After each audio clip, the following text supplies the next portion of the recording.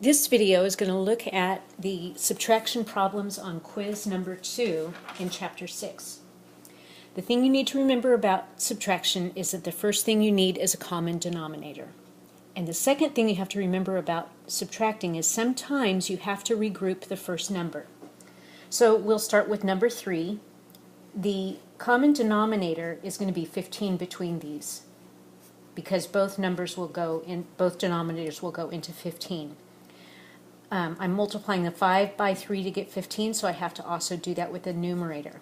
Now I have 15 in my denominator, and I simply ask myself, what is 8 minus 3, and that's 5. At this point, I'm going to simplify my answer. 5 goes into both of these, so my final answer is 1/3. On number 4, we first need to change these into common denominators. There is no need to change these numbers to improper fractions. It just simply makes things more difficult. So we're only going to change the fraction part of the number. And we'll change that to 15ths as the common denominator. So I'm going to rewrite it like this. Make sure that you always remember to write down the whole number with the new fraction. This is something that often students will forget to drop. They'll drop these numbers out, and then all they do is simply add the fraction and then forget about the whole number. So make sure that you don't fall into that mistake. This numerator is going to be 10, and this numerator is going to be 3, because I'm multiplying both the numerator and the denominator by the same factor. Then I'm simply going to subtract my fractions and then subtract the numbers, the whole numbers. I like to do the fractions first because that will automatically tell me if I need to regroup. 10 minus 3 is 7, and 15 minus 4 is 8. Since I can't simplify, this is my final answer. On number 9, it's a lot like number 4, but we run into a little bit of trouble with number 9. We have to get a common denominator just like we did in number 4, and I'm going to rewrite both of these fractions with a denominator of 12. Some people do 24, but that's not the least common denominator. You want to keep your numbers as small as possible because it makes things easier. I multiply the 4 by 3 to get 12, so I do that with the numerator as well. I multiplied the 6 by 2 to get 12, so my numerator is 10. Here's the problem. I can't take 10 away from 3. On this one, I was able to take 3 away from 10. But in this situation, I'm going to have to regroup.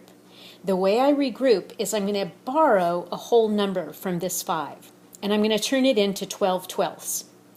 I take that 12 twelfths and add it to the 3 twelfths, and so now I have 15 twelfths. So you're taking a whole number off, you're breaking it up into twelfths, you're making it 12 twelfths, and adding it to this fraction. The shortcut to that, if it's hard for you to think of, if it's hard for you to picture, just take one off of that, add those two numbers together, and that becomes your new numerator. Then the second one we're just simply going to rewrite.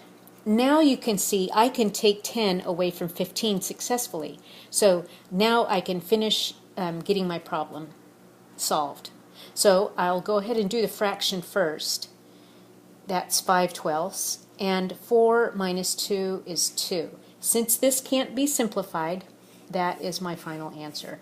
This was a tough one for a lot of people. They got to here and then ended up saying 10 minus 3 instead of 3 minus 10 and realizing that they needed to regroup. If you got this far successfully, you at least got one of the 4 points.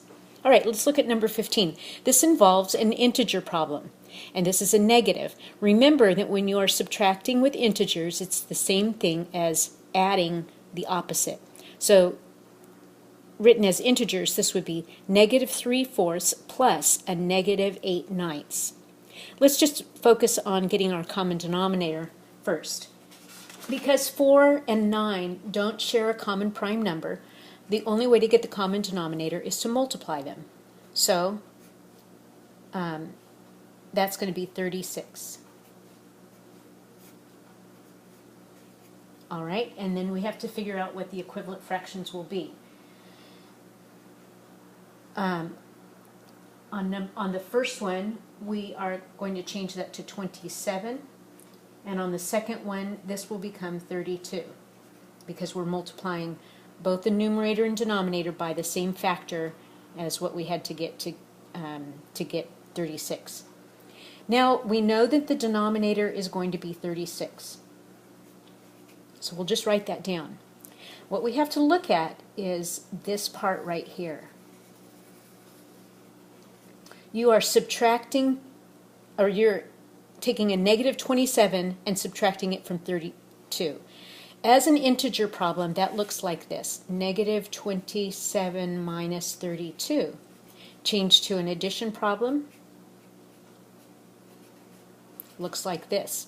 So when you add these two negative numbers together, you're getting a negative 59.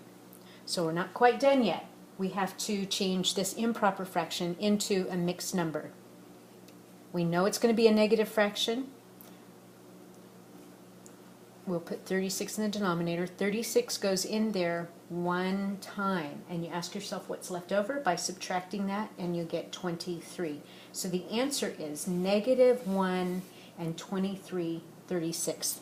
That was a difficult one. You might want to repeat the video to look at just exactly how that was done.